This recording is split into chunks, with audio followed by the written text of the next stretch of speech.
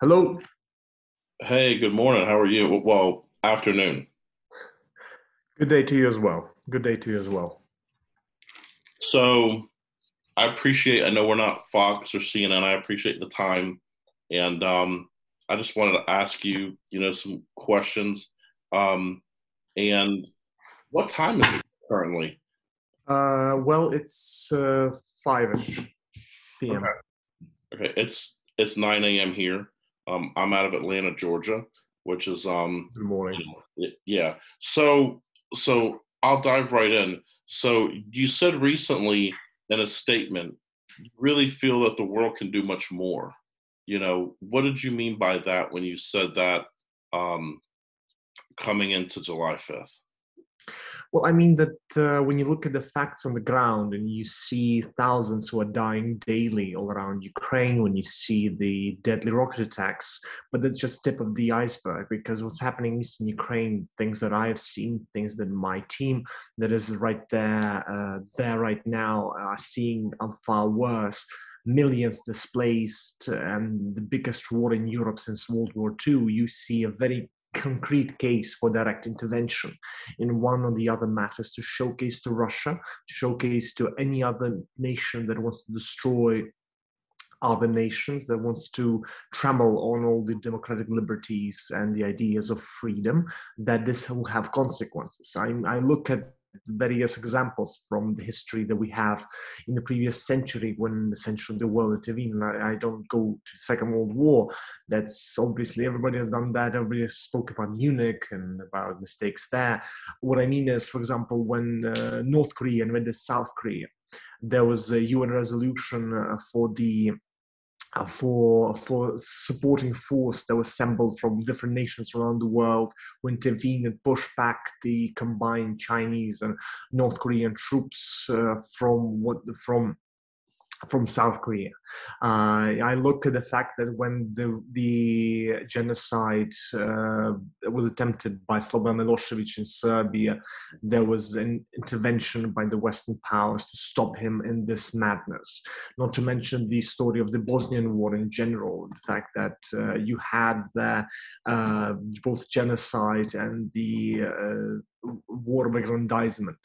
The fact of the matter is, so much has already been done by Russia to merit a complete and clear intervention. And it's not to say that we are fighting, we are winning, we are battling it out. We have pushed the Russians in the north of Ukraine, we pushed the Russians from different parts of eastern Ukraine, we'll continue pushing them both south and east until we get them out. But just how many more thousands of lives are necessary here to convince the world to try and push back fully? Yeah, and I agree. I think that we honestly could be doing more. I know that politics play such an evil role, in the United States to do anything, and we have two different parties, and we have the Democrats and the Republicans, and then they go back and forth, and In um, Georgia, it is especially visible. yeah, and it's like so Fox will be more, like one is Democrat, CNN is, well, no, CNN is Democrat here, and then the Republicans do Fox. So it's kind of like a catch-22, how everything is here. But I saw you originally, in pictures, and you don't look like, which I don't think anybody looks directly like a soldier, but you look very, clean, very, professional. And then I see you offering humanitarian aid, giving people food, and then I see you with a gun, and it just amazes me how you go from the parliament being in the government, and then did you have experience with the military prior to this, or how did that interplay into what you're doing now? Well, sadly, no. But the fact of the matter is, when the invasion started, everybody who stayed in Kiev was immediately on the battlefield. So the point was that you had to make a choice. Either you try to flee or you try and fight. For me, the choice was clear, and working with different units and different commanders, different professionals from the military, I was essentially trying to get as much training as I could. And beside that, basically, I was pummeled by tragic news from various different people in my life, and some of them that have been killed, some of them that have had whole life uprooted. And basically on the 15th of March, I was mobilized as a soldier. And basically since that point onwards, I was partaking the fight here around Kiev. And basically I am trying to convince my superiors to finally send me to the east as a soldier. Until that point, basically, I'm trying to work with different angles that I can to provide various different layers of support for civilians and the military that are fighting for our nation's future in the east. The focus of the humanitarian work was basically very simple. The trips both me and my team were taking were to the places where the battle was raging. So it's not the liberated areas, it's to go where the fight is harshest and where need is most dire, and to try and provide help that both military that are battling there and the civilians who are staying there need. And basically trying to circle that with politics is quite easy because there is no politics at the moment. There is a understanding that the nation needs to be unified to try and live through this and win in this war. So basically politics is quite an empty direction at the moment. So the focus is on war. How do you, so you're obviously part of the president's party, you know, you're in there with him and everything. How, I mean, do you get to see him? Do you get to talk to him? Like, how is everything currently with the Ukrainian economy as well? Like, we'll basically have his participation on Monday for the parliamentary events. But basically, as far as the economy, it's a whole different debate because basically there is a dire need for everything. You have a nation of 40 million lives here being completely destroyed, and the economic cycle being absolute uproar because of what Russians have done around Ukraine. So the fact for us remains that the economic upkeep is what the parliament's busy with, passing laws which allow the country to function, economy to work, and people to continue their daily lives. So as far as the presidential role there, it's key because the president has not left. He has basically stayed with us. And again, as the choice was in Kiev for us initially, either to fight or to flee, he stayed here and he fought in all the ways that matter, in all the ways that allowed us to sustain the battle. And what is, so everybody gets an understanding, like, what is your actual job as the People's Deputy of Ukraine? Like, what is your actual... Members of parliament, as anywhere, it's basically make your own venture. So you choose level of engagement you have. We have essentially been tasked with various different jobs, including partaking in the committee meetings and voting on debating legislation. But that's beside the point, because the parliamentary, especially from a ruling party, what you have a chance to do is engage with various government agencies and to both oversee how they are functioning and to try and help change the way they are functioning and to respond to requests by your fellow citizens, especially from your constituents, that are demanding this or that change. So you're the same party as the president, correct? Yes. You guys are all the same, as in you're the same party. As far as like the fighting is concerned right now, is it still as it was when it first started, or how is it currently like going on today? It's obviously still there, right? Well, as I'm speaking to you, basically out of a window, there are air sirens that are on. As you saw, Russian attacks, you may have seen Russian attacks in days prior on different cities around Ukraine and death of civilians in the area. So basically, you have these attacks happening daily, and Kiev is by no means perfectly safe from those threats.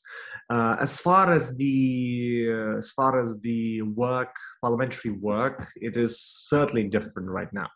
Basically, most of different people from my constituency in the West, I don't engage with the West as often as even though I am from Western Ukraine. So my concerns are mainly with the events happening now in Eastern Ukraine and the battle lines.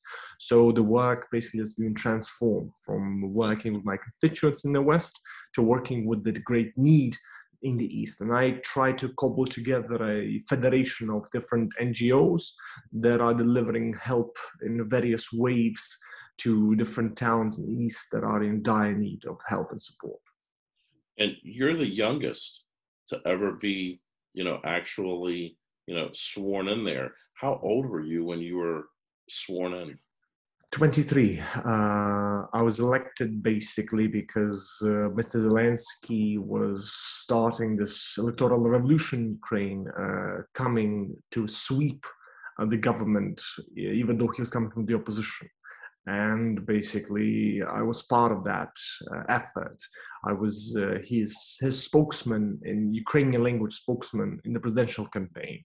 But we've done plenty more besides speaking. And basically, thanks to this effort, we got a chance to try and change the country. And we were trying to transform and reform this, that, and the other, but then the war has transformed all the plans that we could possibly have.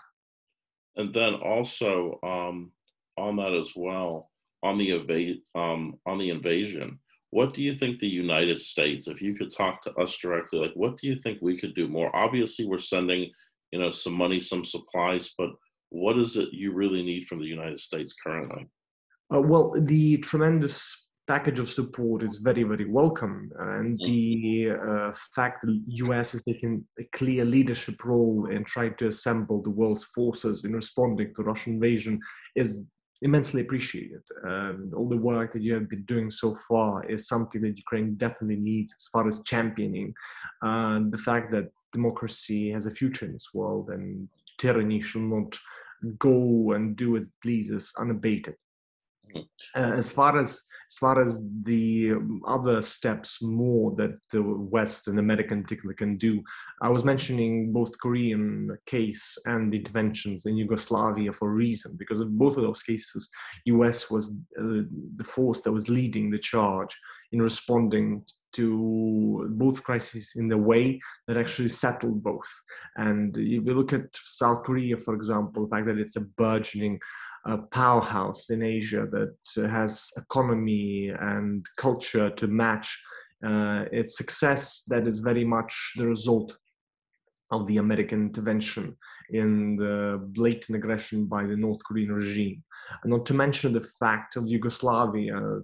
When I was speaking with various different media, both from Bosnia and from Kosovo, and I have met people, relevant and active people from both Kosovo and Bosnia, traveled with them, and I can tell you that they very much see their lives and their peace right now as in place because of the US intervention, direct intervention.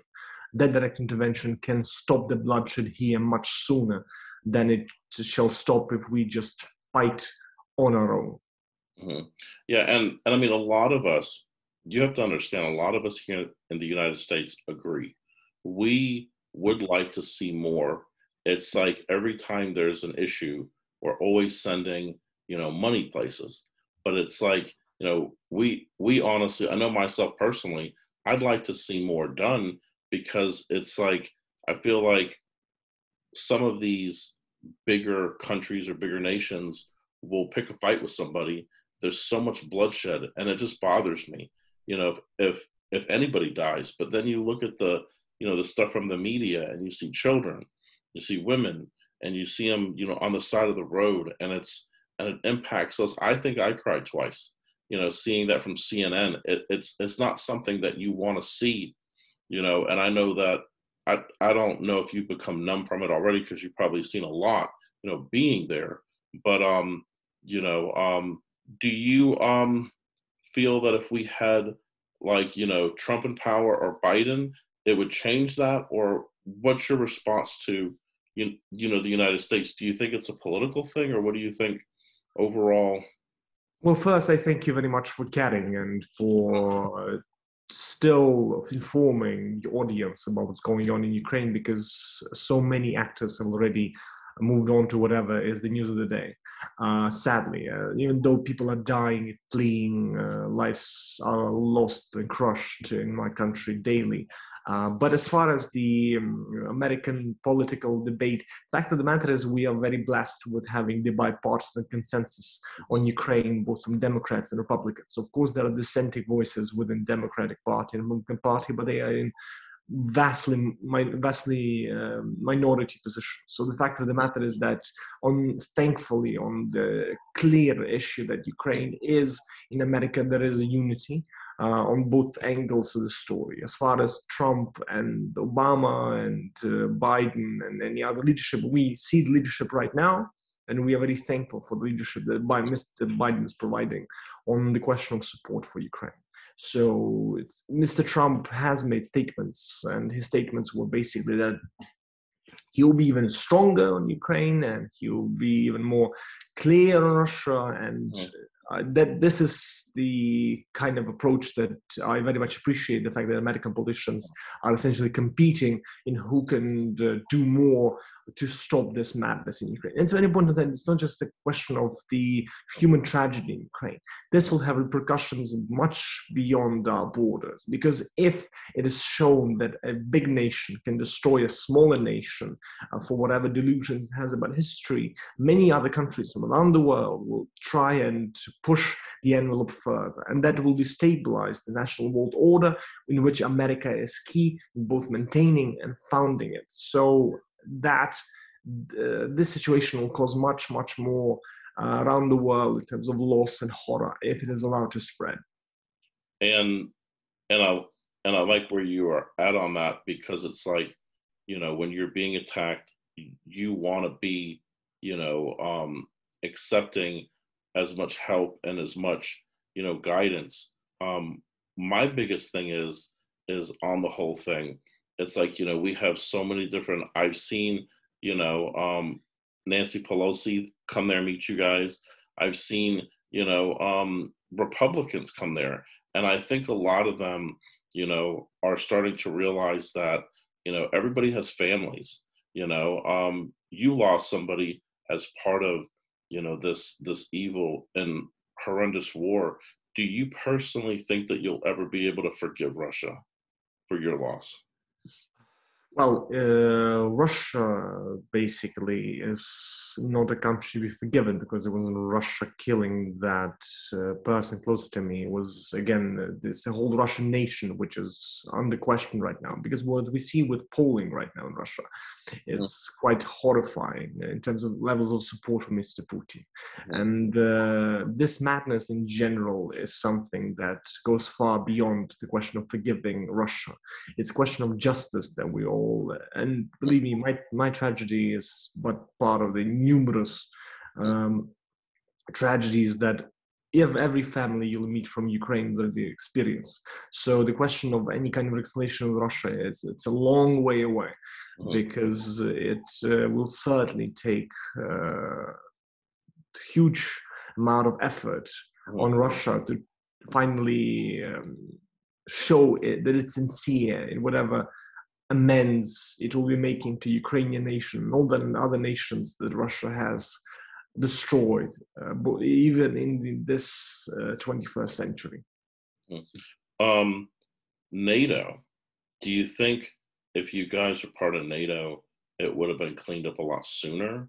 What's your thing on the whole NATO thing? I know the president was like kind of like, you know, he was for it at first, and then, you know, it started happening, and then he's just like, you know, I don't know if we're going to be part of this, but what's your take on seeing everything with NATO at this point?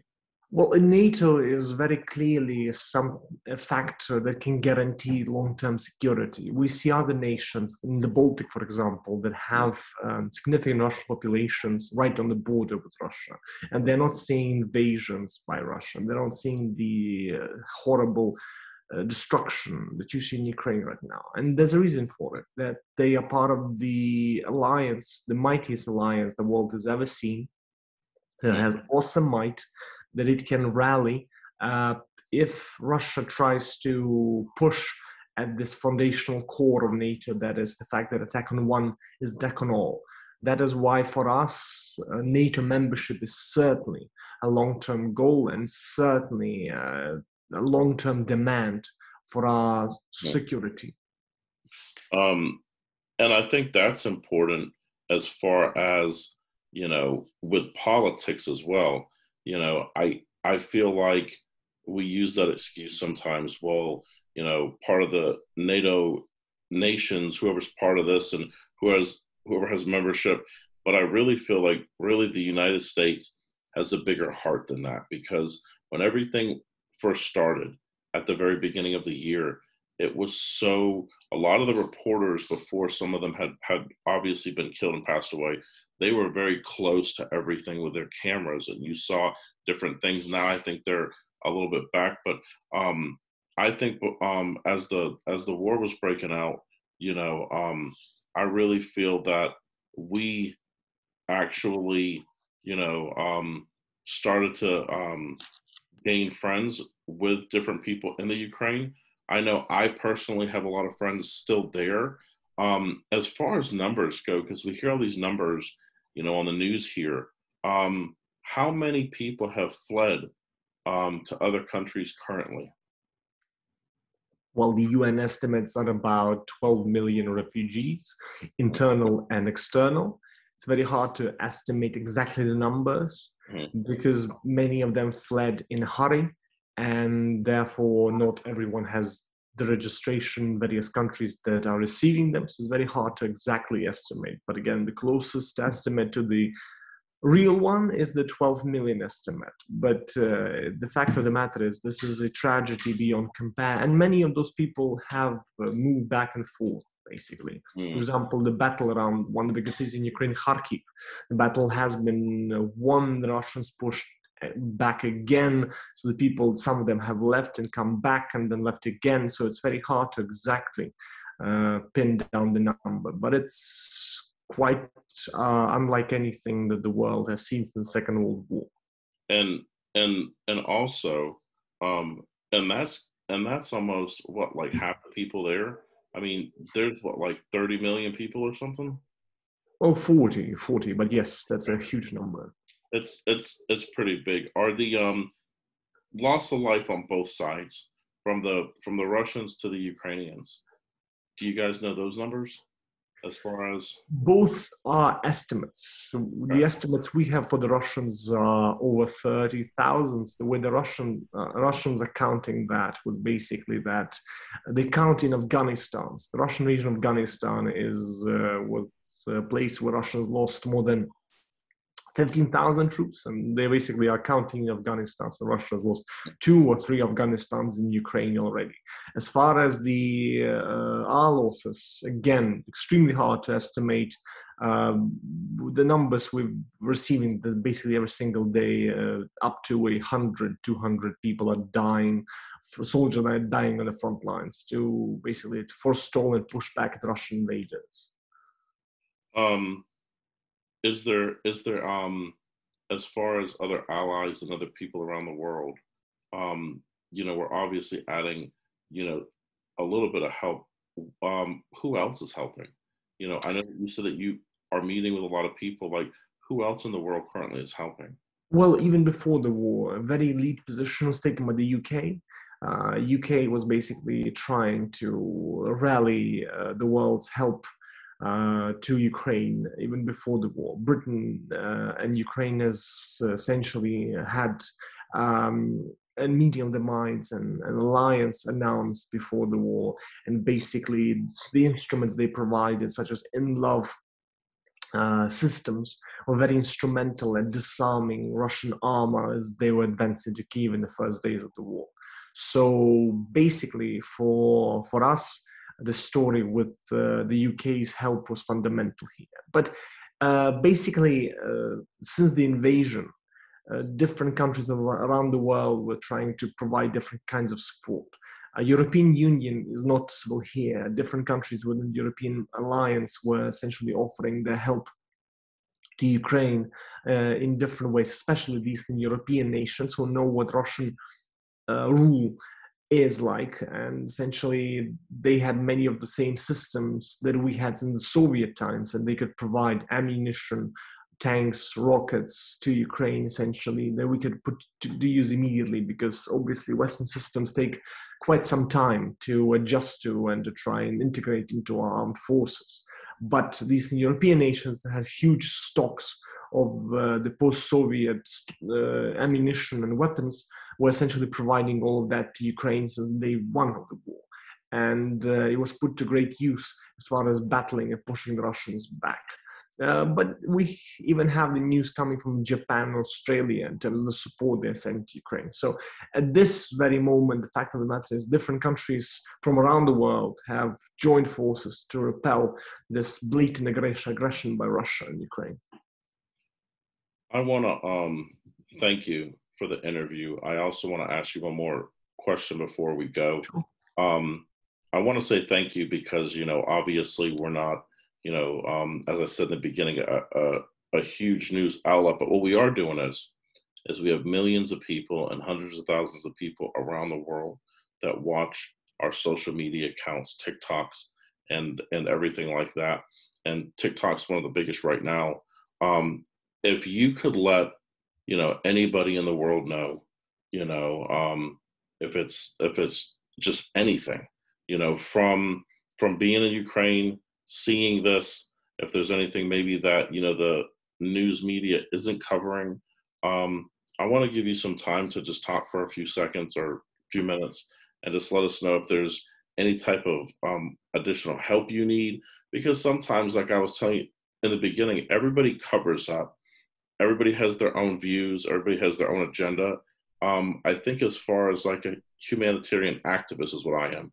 And it's like, I just want to see everybody flourish, do well.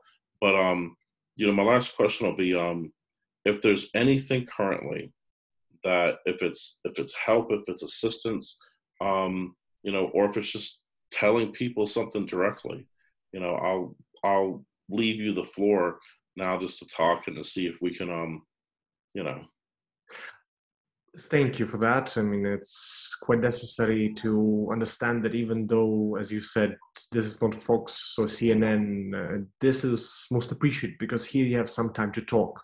At Fox, at CNN, and different media channels, obviously you have your time slot and basically you have your 2 minutes of fame and then you move on to whatever is the next story. Here we can actually engage in conversation. So I'm very thankful for this opportunity to you, and thank you for your attention to the story that's happening in Ukraine. I mean, you can talk about any number of needs, from military, diplomatic, humanitarian, and basically we receive a lot, and we thank you all for that help, and much more is needed to try and put a damper on the greatest need that is right now in Ukraine for everything. But general message at this point of the war, as the months multiply, is that we need an offensive against ambivalence, which is certainly spread by different media that are trying to basically move on and see this as a former story, even though this is quite an immediate story for us, and we are losing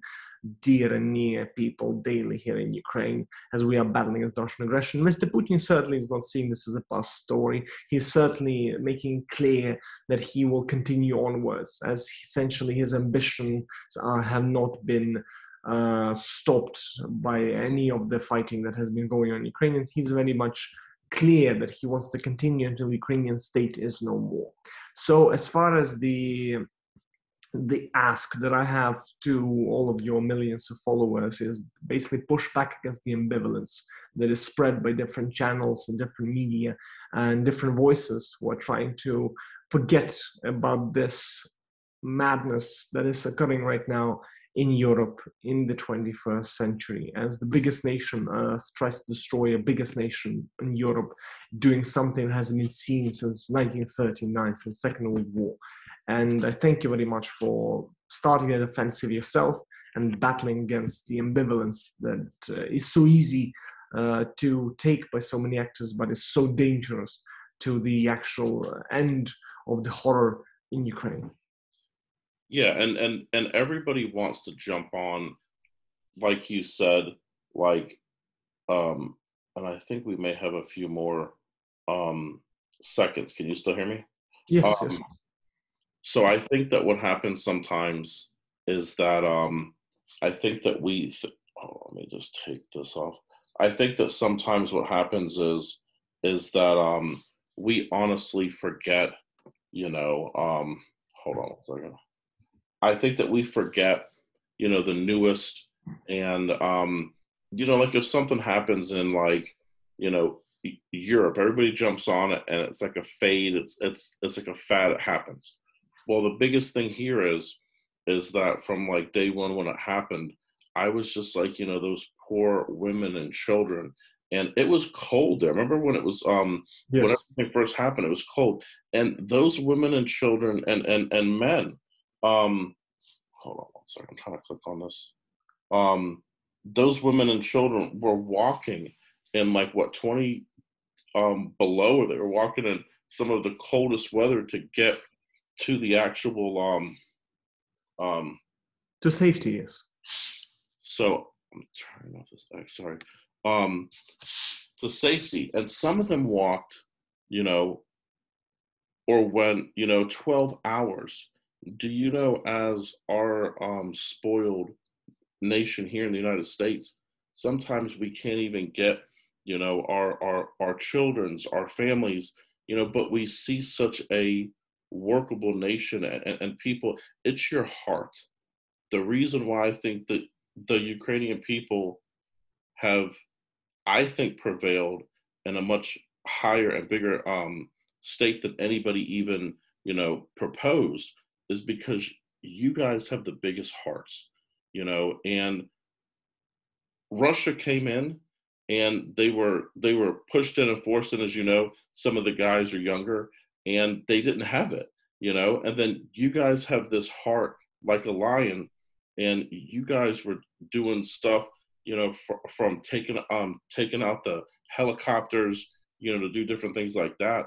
And to see that, it's like we need more heroes in 2022 that are representing different facets of the world, and I hope that this unimaginable and this war that was just, we really believe here that Putin is mentally ill. We really believe that here, because what other reason? I know things go back to 2014, and there's a few other things that go back in his regime, but it's just like, why even waste your time? He just seems like he's not stable mentally. That's what we believe. Well, you have those heroes in this day and age. I've seen Americans who are fighting with us on the front lines and have joined the battle itself directly here in Ukraine. And I'm thankful to each and every one who made the choice to come back an ocean away to this battle and to try and defend Western world with us against the Russian hordes. So we are seeing this heart, and we see that many Americans have made that choice, conscious choice, to be a part of this, not just in terms of sympathy, but in terms of the battle raging here in Ukraine. As far as Mr. Putin, I mean, he has been very clear in his position. He has time and time said that he doesn't believe that Ukraine should be an independent state, and that he will do everything to destroy the independent state of Ukraine. So it's just implementing, said many times over. To excuse this as mental illness, he certainly has plenty of problems, but I think he's just being honest. He always wanted to destroy Ukraine and the American-led international world order, and he's doing this right now. And the question is whether America will let him do that. And I'm very thankful for the support we're getting, but I'm very eager to stress there are ways that America has done throughout its history that can put the end to the madness right away. Mm-hmm. And it's, I want to tell you from the bottom of my heart, my family, my friends will not forget any of you guys. So whether it sieges on another, you know, I don't wish that upon Ukraine or any other nation. But if you know, it happens another day or it ceases today, like, we really want the Ukrainian people to be well, to be alive, to flourish. Some of those pictures are just, you know, of what some of the shells have done, like, you know, some of the mortar shells, and they have taken out, you know, like movie theaters, and they've taken out shopping centers, and they've killed numerous people, and there's mass graves and all this. At the end of the day, we will not forget Ukraine. And, you know, we love, you know, everybody in Ukraine, and we want to keep supporting. I will do everything in my power. I have a lot of contacts, and I will contact them and see, you know, I do sponsorships and endorsement deals. I know a lot of military contacts. I'll contact them about some clothes, about some other stuff. You know, they got some pretty cool stuff. And, you know, I'll just have to speak to you off here, you know, where to send it. Cause I, you know, right now I know it's a very sticky thing, but, I want to tell you, you know, I appreciate your time. I appreciate your due diligence. And I had here on the notes or whatever, like, you almost look like a model. You know, you had your scarf, you look so nice. And then I see you weeks later with like the AK-47s, the guns, and all that. And I don't think that, you the American people sometimes understand, but your life can change in just a blink of a second. And I mean, now you're, you know, like a soldier, and that's such a different state from when you originally began. I don't think that that was originally in your plans, you know, as far as, you know, being this elite soldier. That's the reality of war. You don't know when it will take you. You don't know when it will take away, but you know that you have a reason to fight it. That's what you mentioned is hard, but for me, that's basically the most basic motivation, that we have been born independent Ukraine and want to die independent Ukraine. So for us, it's very clear that we want to have that future for which our ancestors were fighting, and this is our fight that we have to win to realize their dream and our dream of independent, sovereign, integral Ukraine. And you're also in our prayers. I know a lot of people have different religious beliefs. I know the Catholic one out there is pretty big. I know there's a bunch of other ones out there. But whether you believe, you know, XYZ, which is like whether you believe, you know, Christian, or you believe all the way over here to some other facet, I really will say this: you're in our prayers. I know that you need more than prayers, because, you know, prayer is pretty much dead without works. So I hope that we can definitely, you know, provide more assistance. I'll be putting this up on all my channels. I wanted to thank you again. But, you know, as far as, you know, moving on from this, I talk about this a great deal with my family, and it's a sad and evil world that we live in, because some of these people, they try to, you know, dictate, or they are dictators. But you were saying about 20 minutes ago, this is something that will fuel our children, that will basically mess up generations to come, because of the way that they've killed mothers and fathers and children. You guys will never be forgotten, at least with us. Thank you very much. It's a great deal. Yeah, I appreciate your time, and you know, I will definitely get with you guys after this, and you know, talk a little bit more. But thank you so much for. Thank you very much. It's a great pleasure. Well, listen. Have a good rest of your day, and I appreciate, you know, you even taking out the time, you know, to do this podcast. Thank you. Thank you very much. Let's stay in touch. All the very best to you. All right, you too. Bye. Bye.